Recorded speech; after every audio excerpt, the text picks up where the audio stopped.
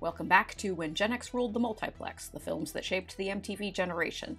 Some of the films I'm going to discuss here seem especially tailor-made to the tastes of young people raised on the surreal and image-heavy MTV aesthetic, and that particularly applies to today's pick, 1982's Liquid Sky. Liquid Sky was directed by Slava Tskukerman, who was born and raised in the Soviet Union and emigrated to Israel before eventually moving to New York. Tskukerman filmed Liquid Sky in New York City on a very low budget of $500,000, and it quickly became both critically beloved and a big hit by independent film standards. Since its release, it has attained near-legendary cult status for its bizarre and violent story, its striking visual style, and its unique soundtrack. The script was co-written by Tskukerman, his wife Nina Vikarova, and Anne Carlisle, who also plays two lead roles in the film. It kicks off with an alien spaceship the size of a dinner plate arriving in Manhattan and landing on a rooftop patio. For the duration of the film, the aliens will never leave the spaceship, and they'll only appear as psychedelic bursts of light and color. At a neon-lit nightclub, a rude and dissolute male model named Jimmy tries to buy drugs from a performance artist slash heroin dealer named Adrian. Jimmy doesn't have any money, so after Adrian shoots him down, he talks her girlfriend, an androgynous model named Margaret, into taking him back to the apartment she shares with Adrian, which is on the penthouse level of the building where the UFO landed. Adrian is played by Paula E. Shepherd, who'd starred in the horror film Alice, Sweet Alice, and then retired from acting after Liquid Sky. Both Margaret and Jimmy are played by Anne Carlisle. Tskukerman had originally cast a male actor in the role of Jimmy, but the actor had objected to the script, so Carlisle,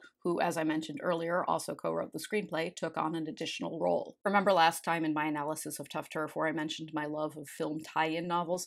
There is a Liquid Sky tie-in novel, and it was written by Anne Carlisle. Carlisle is a former model and art student. Her other acting credits include a small role in Desperately Seeking Susan and a flashier role on an episode of Miami Vice. She's done other things as well, but by and large, if you know Anne Carlisle, you know her for Liquid Sky. Margaret, who is bisexual, is attracted to Jimmy at first, though she'll grow to loathe him over the course of the film. Jimmy, who is not interested in women in any way, clearly despises Margaret. He just wanted to come back to her place to ransack it for Adrian's stash, which is hidden behind a mask on the wall. When Jimmy starts destroying the apartment in search of heroin, Margaret kicks him out. Back at the club, Adrian performs a spoken word poem accompanied by an electronic rhythm box. I'll talk more about the soundtrack later on, but every scrap of music in this film is very cool and very alien. Jimmy and Margaret return to the club and get ready backstage for a fashion show, which takes place on the floor of the club and which features some bizarre and glorious outfits. Costume designer Marina Levikova created a colorful and theatrical way of dressing for this film, inspired by new wave music and by the clothes worn by real-life New York club kids of the early 80s, taken to a dramatic extreme. It's speculated that Lady Gaga based her image on the styles of Liquid Sky, and that makes a lot of sense. Elsewhere, a struggling artist named Paul tries to justify his heroin use to his exasperated girlfriend, Catherine. Catherine is played by Elaine C. Grove, and Paul is played by Stanley Knapp. The actors in Liquid Sky are all pretty obscure. Because the film was made on a very low budget, Tskukerman mostly cast actors he personally knew and tailored the roles to their personalities. You'll notice that the dialogue is often deliberately stiff, and many of the performances are mannered. Everything in Liquid Sky is very alien and unsettling. It's a film designed to keep you on edge. At the nightclub, a soap opera actor named Vincent, played by Jack Adelist, offers Margaret some cocaine. They go back to her place where he attacks her and force feeds her Quaaludes. Margaret fights him off and flees her apartment, but he brutally rapes her in the stairwell. A German astrophysicist named Johann Hoffmann arrives at the airport and takes a taxi to his Midtown hotel. Hoffmann is played by German singer Otto von Werner. Interesting story about him. Madonna recorded background vocals for him in 1981, very early in her career. After her stratospheric rise to fame, von Werner remixed the songs to put her background vocals front and center and released them to capitalize on her popularity.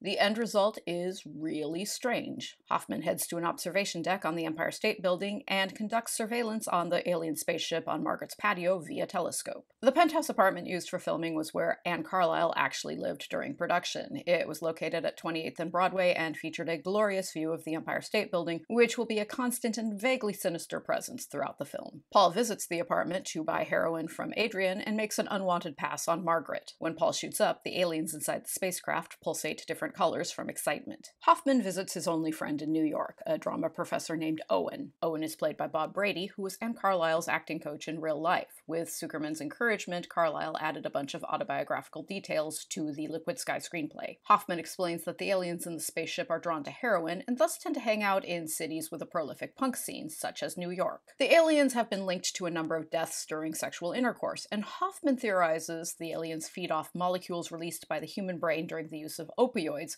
which might be similar to molecules released by the human brain during orgasm. This is intercut with a scene in which Jimmy goes to lunch at a fancy restaurant with his mother, Sylvia, played by Susan Dukas, and a scene in which Adrian and Margaret eat apple pie at a diner. Liquid Sky is structured with a lot of rapid intercutting between multiple plot lines, which deliberately keeps viewers off balance. As soon as you start to get into the rhythm of a scene, the film is heading in a different direction. Owen, who is Margaret's acting coach, visits her at the penthouse. He expresses disappointment in her lack of ambition and in the flamboyant way she dresses, and then they have sex. The aliens on the patio get excited by this and pulsate and swirl with colors. Owen dies upon climaxing, presumably due to the aliens feeding off of the molecules released by his brain. A horrified Margaret finds a crystal spike embedded in his head. Hoffman introduces himself to Sylvia, who lives across the street from Margaret, and asks if he can use her apartment to keep surveillance on the aliens. Sylvia turns out to be a UFO buff, and she's also totally hot for Hoffman, so she agrees. Adrian returns to the apartment. Upon finding Owen's corpse, she immediately indulges in a bit of necrophilia,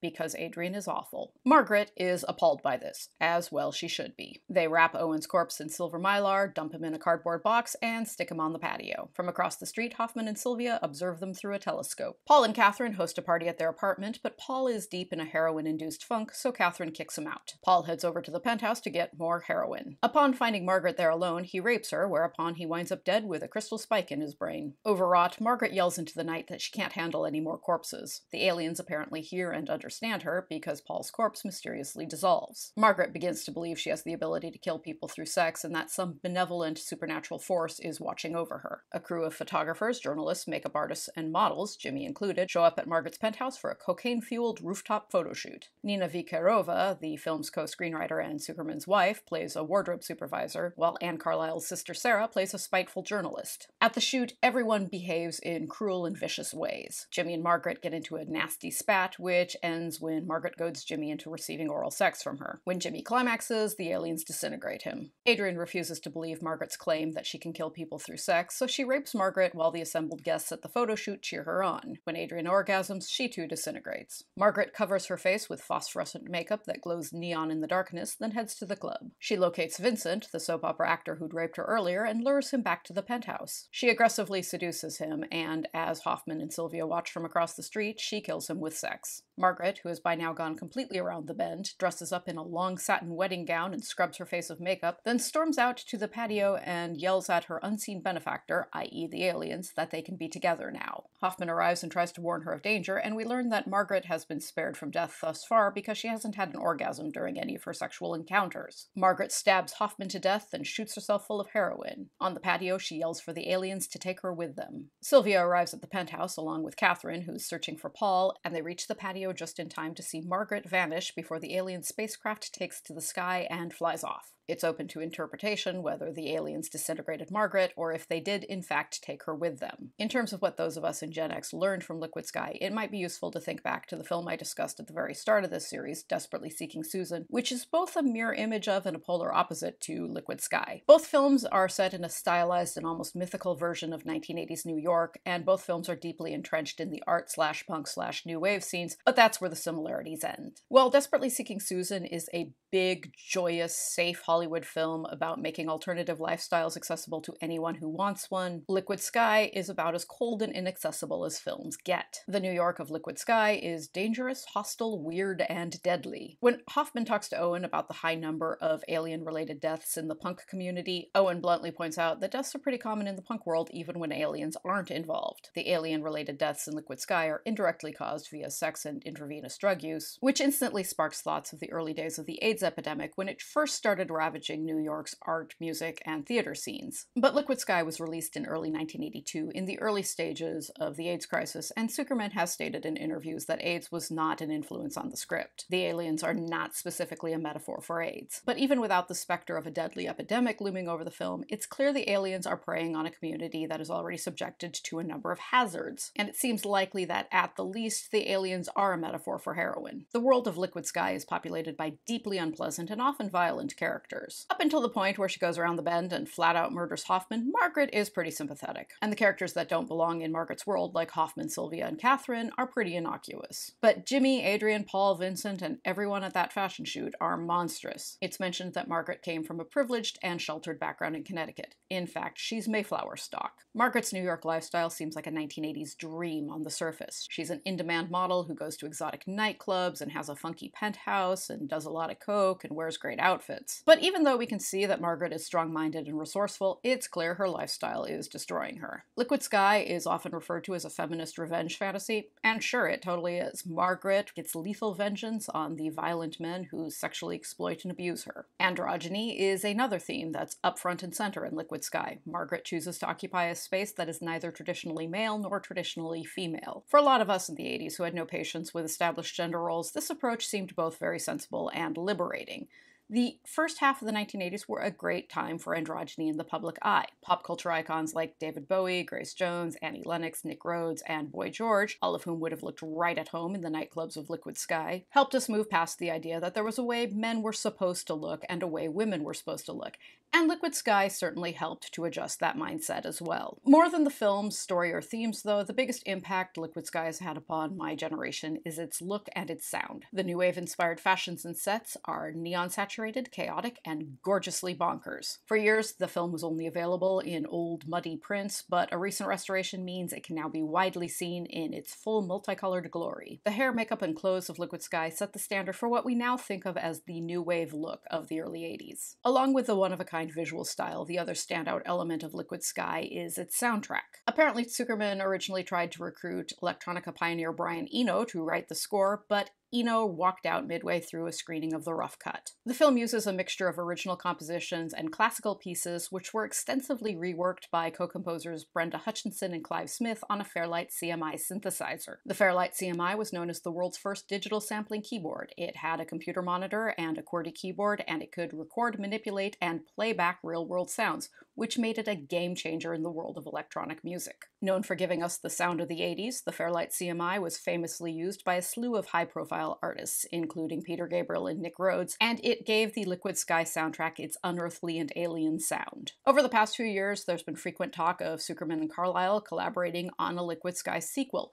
In fact, the screenplay is already reportedly written. Liquid Sky is so entrenched in the look and sound of the early 80s, indeed it's responsible for creating much of that look and sound, that it's hard to imagine how that aesthetic would be translated to today's world. But I would be fascinated to see the result. Next time, we are going to sail off into the night with The Lost Boys, which provided Gen X audiences with a slew of smoking hot vampires. Thank you very much for joining me, and I will meet you back here then.